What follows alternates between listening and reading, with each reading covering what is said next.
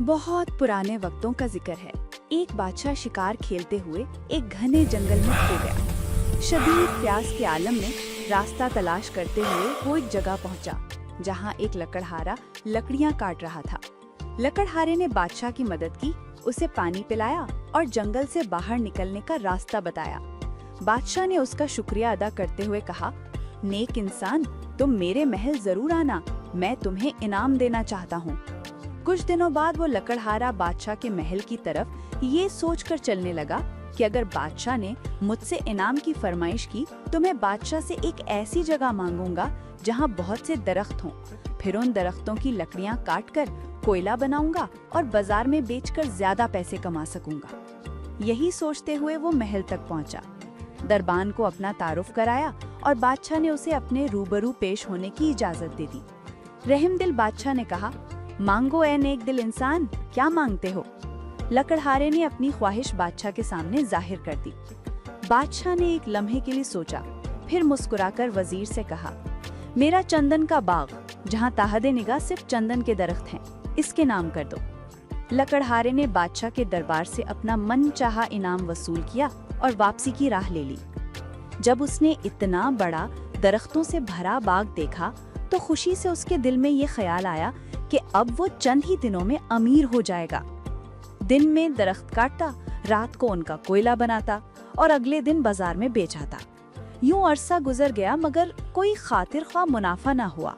अब लकड़हारा बहुत परेशान हो गया क्योंकि अब चंद ही दरख्त बाकी बचे थे और वो वहीं था जहां से शुरू किया था। ना आमदनी में इजाफा हुआ और ना ही तर्जे जिंदगी में कोई तब्दीली आई। एक दिन बादशाह को ख्याल आया कि क्यों ना लकड़हारे से मिलने जाऊं, वो तो अब अमीर कबीर आदमी बन गया होगा, क्या पता उसने बेहतरीन रिहाइश भी बना ली हो। बादशाह जब चंदन के बाग के पास पहुंचा तो वो मंजर देखकर सदमे से जमीन पर बैठ गया। आधे से ज्यादा बाग जल चुका था, दूर दूर तक स्याही फैली हुई थी और वो जगह खौफनाक वीराने का मंजर पेश कर रही थी। बादशाह ने लकड़हारे से पूछा, ये तुमने क्या किया है? लकड़हारे ने कहा, बादशाह सलामत, मैंने सोचा था कि दरख्त काटकर लकड़ियों से कोयला बनाकर बेचूंगा तो मेरी किस्मत बदल जाएगी। सारी लकड़ियों काट डाली, अब कुछ ही बचे हैं, मगर आमदनी वही रही जो पहले थी। फर्क सिर्फ इतना है कि पहले जंगल में कोयला बनाता था, अब इस बाग में बनाता हूँ। बादशाह एक लम्हे में सारी बात समझ गया और कहा, ये जो आधी लकड़ियाँ यानी कुछ लकड़ी पड़ी हैं, जाओ और उन्हें बाजार में ले जाकर बेचाओ। लकड़हारा बादशाह का हुक्म मानने पर मजबूर था, सो गया और चंदन की लकड़ी आवाज लगाकर बेचने लगा। चंद ही लम्हों में कई खरीदार आ गए और बोलियां लगने लगी। आखिरकार सबसे ज्यादा दाम लगाने वाले को उसने वो चंदन की लकड़ी बेच दी। इतनी ज्यादा रकम लकड़ी के बेचने पर उसने पहले कभी नहीं देखी थी।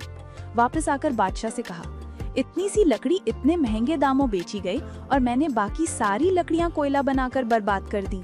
बादशाह ने कहा, मैंने ये बाग तुम्हें इसलिए दिया था कि तुम कुछ दरख्तों की मदद से नए दरख्त उगाओगे और कुछ दरख्तों की लकड़ी बेचकर अमीर बन जाओगे, मगर तुमने अपनी बेवकूफ़ी से सारा बाग ही बर्बाद कर डाला। अब सिवाय पछताने के लकड़हारे के पास कुछ भी नहीं बचा था। इस कहानी से हमें ये सबक मिलता है कि अपनी रूह के बाग को नेकी से सैराब करें और इन दरख्तों यानी सांसों को बुरे कामों में जलने ना दें। इन सांसों को अच्छे कामों से मजीद दरख्त उगाने के लिए इस्तेमाल करें और जब अल्लाह हमें मनचाही नेमत दे तो उसकी कदर करें और उसे सही तौर पर इस्तेमाल करें।